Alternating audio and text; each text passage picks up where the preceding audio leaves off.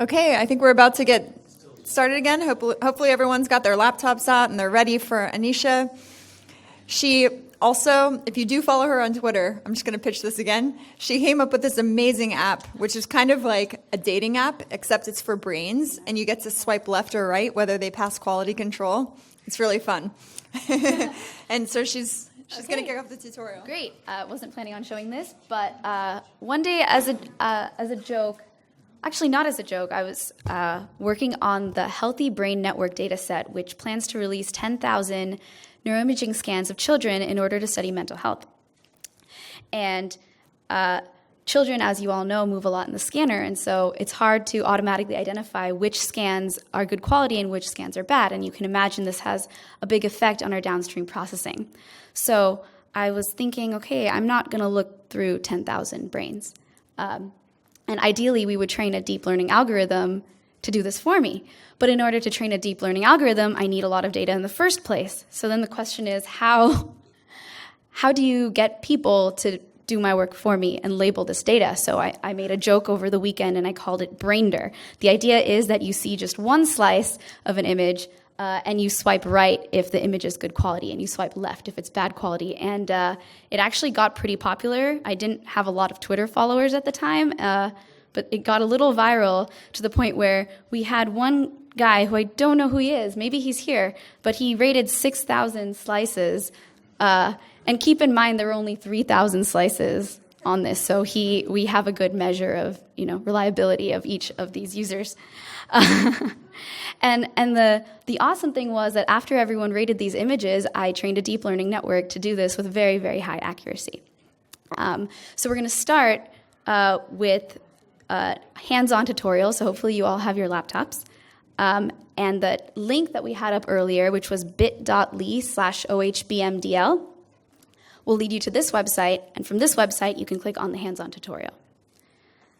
So when you do this, you get a website, and this is my information, so feel free to email me if you have any questions or wacky ideas for another app. And we have 3 ways to get started. First of all, you can just follow along. If you don't want to run the cells, you can just scroll through this entire website.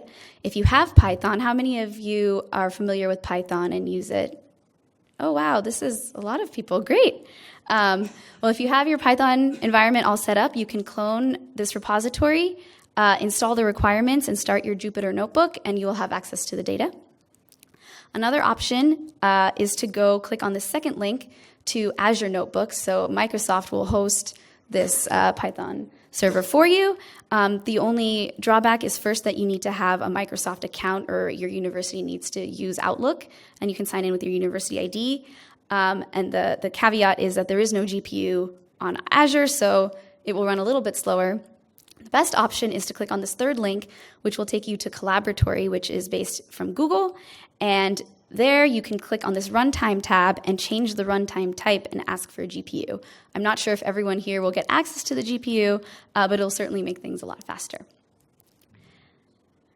So to use this notebook, you'll see different code cells. And to run the code cell, you can hit Shift-Enter. If you're not sure about any of the functions that you're seeing, you can put a question mark after the function and run the cell, and you'll get more documentation. And I'll demonstrate that in a second. So to start, what is Keras? I'm sure you've heard of TensorFlow. It's a library from Google. The issue there is you would need to know all the details and get into the weeds of deep learning, and it can take a while to start up. So Keras instead was built on top of TensorFlow to make it a lot easier to get started with deep learning. So that's why we're going to talk about Keras today. It's very user-friendly, and you can find extensive documentation on their main website. So in this notebook, I really wanted to give the full picture of deep learning, and that means that we have to start with loading and viewing our data. And then we're going to split data into training and testing sets. So Andrew mentioned how we have to be very wary of overfitting our data. So in order to test that we haven't overfit our data, we take some of our data to train the model, and we take the remaining data to test the model. In this example, we're going to show convolutional, fully connected, and max pooling layers that were mentioned earlier. We can import different optimizers from Keras, and you can feel free to swap optimizers and see how that changes the training. There's also various loss functions, and then we will finally fit the model and view the results. So what are we going to do for this tutorial? In this example, I wanted to take a very simple example, which was to detect any sort of orientation change in your data. Now, I'm sure many of you are working with multi-site data and you're collecting a lot of data, and sometimes the scanner can mess up and misencode the orientation of the image. The most worrying case is a left-right flip, but in this case, for this tutorial, we're going to look at an anterior-posterior flip. So a good example is going to be when the nose is on the left side of the image, as shown here, and a bad example is going to be when the nose is on the right side of the image. And so here you can navigate quickly to the different sections of the code. This data is from the ICSI data set, and we've taken the center sagittal slice from each image. Now, this original data set has data oriented all in the correct manner, and we don't expect data to be flipped very frequently. But in order to train our model, we need to make it as if this could happen about half the time. And so what we're going to do is we're going to take the original good data, flip it to call it bad data, and then see if we can distinguish between the two types of images. So if you are on the collaboratory, you're going to want to uncomment these lines, and I'm not even on it, so let me go here. So here's my collaboratory, and when you hit Shift-Enter, the data will download from Amazon, and it'll go into a folder called sample data, and then we will unzip the data. And so this will probably take a couple minutes for those of you who are on collaboratory. For Azure, you don't need to run this cell because the data is already loaded. And if you've cloned the GitHub repository, you don't need to do this either. But what happens is we get a bunch of JPEG images. And so I'm going to scroll all the way to the bottom, and we're going to begin. So the first thing we need to do is identify all the different images that are in our folder sample data. So we're going to import this library glob, and we're going to give it a pattern to match. In this case, we want to find all the JPEGs in our folder, and we're going to print the length of this list that we get. So we have 590 images to work with. Great. And the next thing I'm going to do is import some useful Python libraries, which will let us visualize our data. This function will load the data, and what we'll do is we'll iterate through the entire set of images to create an array called data array, which has the size 590 by 256 by 256, and the final dimension is 1. So why does this 1 even need to be there? Well, it turns out that, as you know, images can come in RGB, and so in that case, the channels would be 3, and this number would be 3. But for neuroimaging, maybe you want to combine different modalities. So maybe you wanted to put a T1 weighted image as your first channel, a T2 weighted image as your second channel to use for image segmentation, for example. So this number can really be anything. In our case, it's just 1 because these are grayscale images.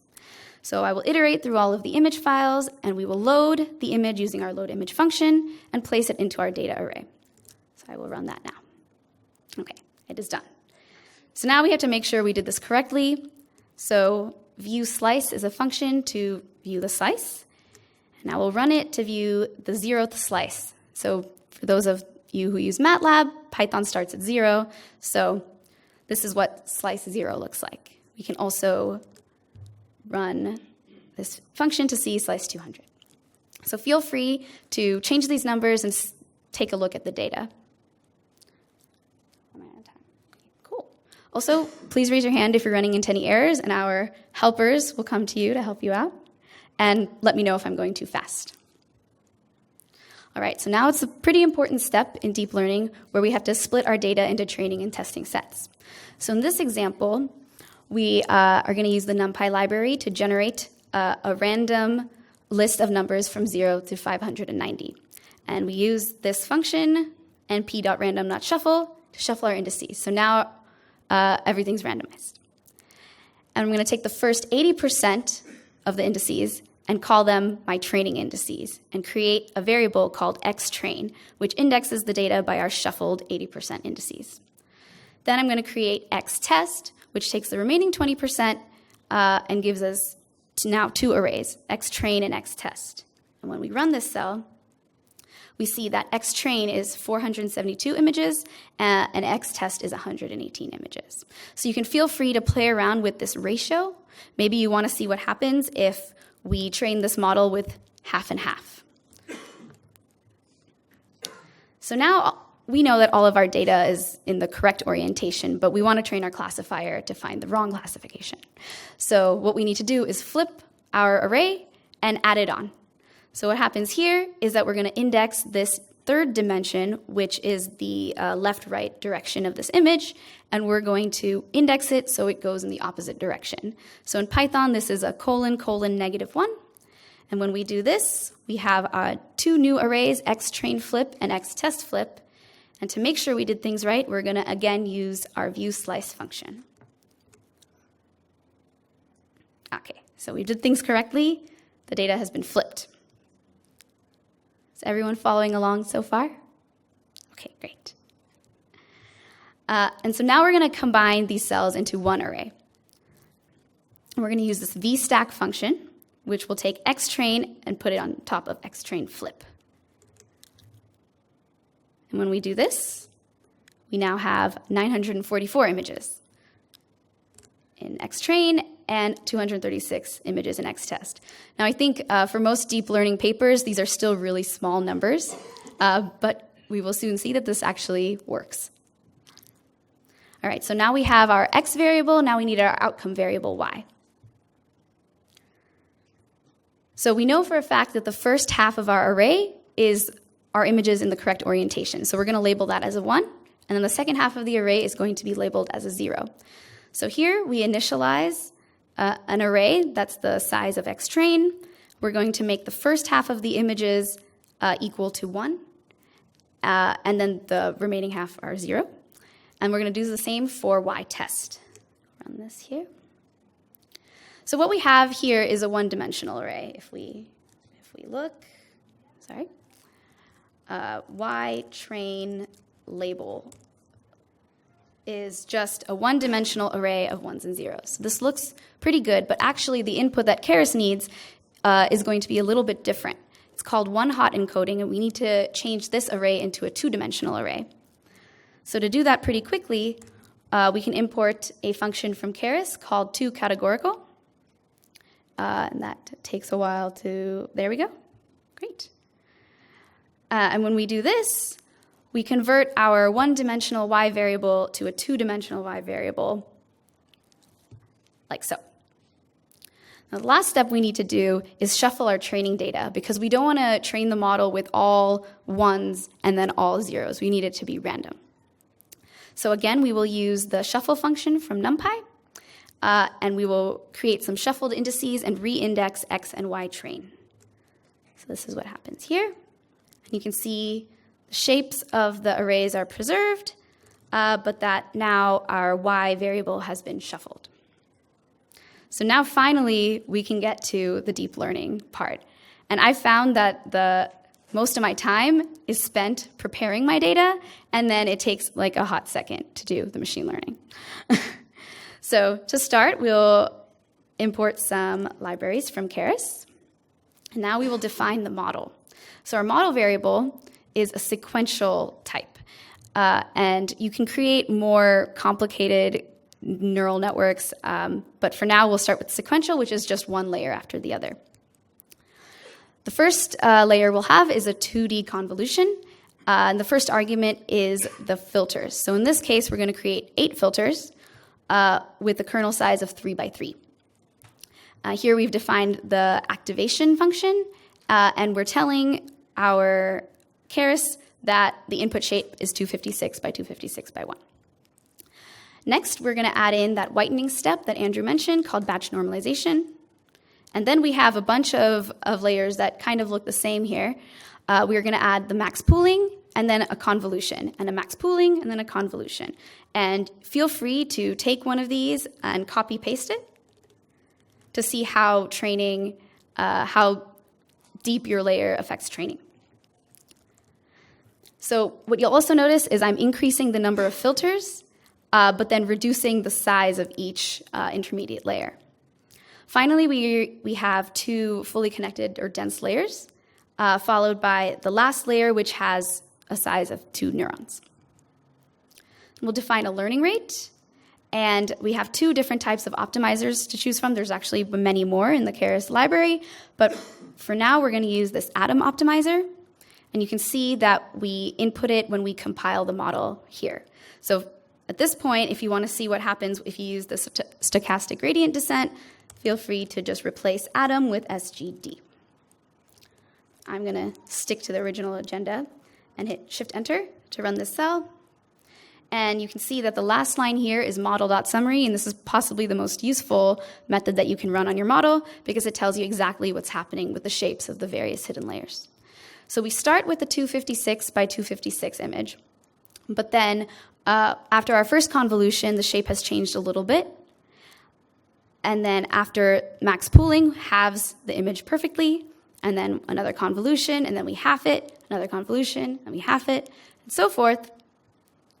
And here you can see that we have over 500,000 parameters. So next, if you have a GPU and are on Collaboratory, we're going to fit the model. It's going to take a while on a CPU. I think it took 5 minutes on my computer. It shouldn't take as long here.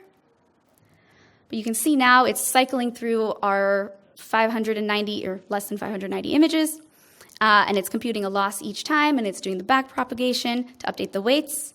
So it's just past the first epoch. And it keeps going, and so our first loss was 0.69, and our accuracy was 55, which is terrible, right? But already you can see after the second epoch, we're already at 70% accuracy. So this is looking promising. Right now we're at 0.8, so things are, going pretty well. I'll wait 1 second more.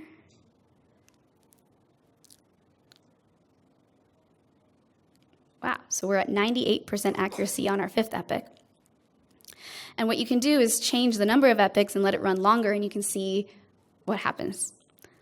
So we finish with 98% accuracy, yeah? So epoch is just how many times you forward and back? Pass through the entire data set, yeah, correct. So now we need to visualize our results. So here I've written a little function to return a figure that will show us our training and accuracy, our loss and our accuracy over the 5 epochs. Change the style a little bit, but as you can see, our loss is decreasing and our accuracy is increasing. So how do we tell how well this model did? Oh, perfect. So model.evaluate will evaluate x-test and y-test, which is our independent data set, and it will return a loss and an accuracy. So the loss was 0.02, and it was perfectly accurate this time around. Cool. So you'll notice there's a little bit of variability because each time our initializing of weights was random, and so everyone will get slightly different results. But here I will run this anyway. Model.predict will return an array of predicted values, and then we can plot probability scores for each of these images. And you can see that there are a few images that it's not 100% sure about. And at this point, it's very sure of everything in our test set, so I'm going to scroll down. Our training set wasn't perfect, though. It was only 98% accurate. So what happened there? So we will run this to predict the training set and plot the distribution of probabilities. And you can see, very small, but there's a little bit of uncertainty. So what happened there? So here is giving us indices of images that it's not quite sure about. Here I will look at one of these random ones, 308, see what happens. Okay, so 308 was a blank image.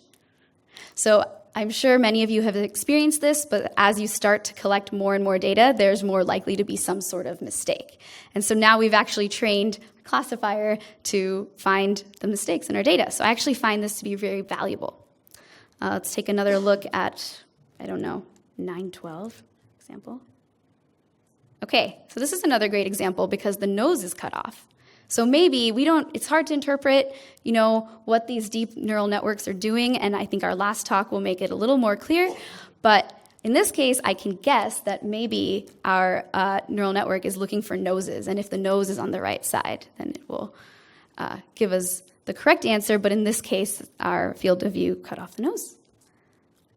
So feel free to, again, inspect all of the different slices. So to conclude, this was basically all you need to do to run a machine learning algorithm, a deep learning algorithm. And you can imagine pretty much the exact same code was used for Brander, because we have a 256 by 256 JPEG image. And so I actually also got very similar accuracy. The last thing I want to mention, and so here's our conclusion. Our data input was in the form of JPEG images, but we can use the nibable library to load nifty images. We created 2 classes of images that were perfectly balanced.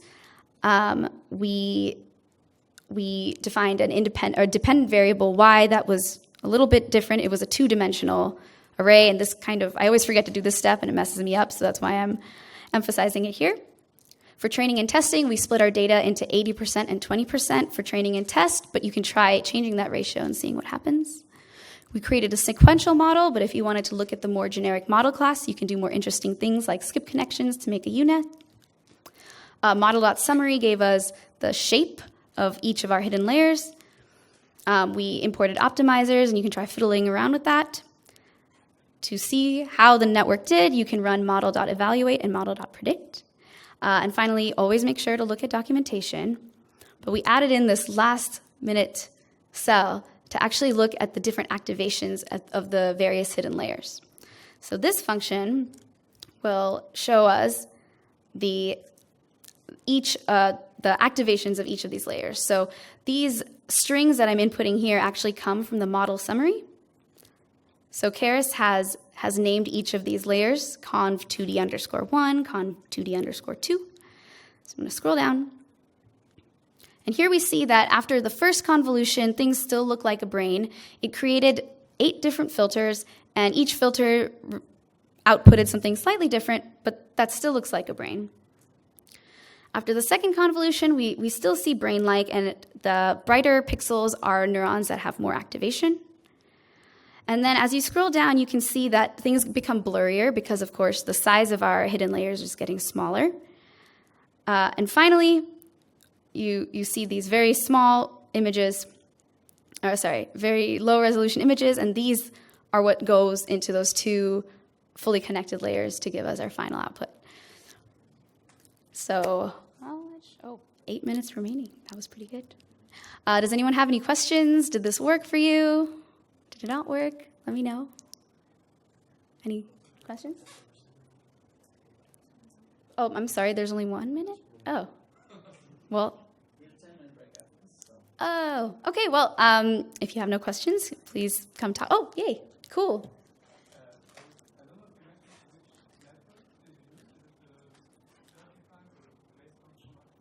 So this was a very small version of I think it was inspired by the AlexNet in some ways, I would say, but smaller. To be honest, I played around with it so that we didn't fit too many parameters because I didn't want the tutorial to take too long. Yeah. Any other questions? Yeah? Maybe like a basic question, but how important is it that classes are balanced in the data set? I find that it's pretty important, and if it's not balanced, I try to generate data so that it is balanced, and we're going to find more about that after our 10-minute break. Yeah. Mm-hmm. Could I explain batch normalization? No. So at NIPS this year, the biggest artificial intelligence conference in the world, one of the speakers who won a major award gave the example of batch normalization as something that nobody understands and everyone uses. So it does this whitening, but it does it based on batch statistics of previous batches. And it's not super clear to me anyway why or how this works. But it helps a lot.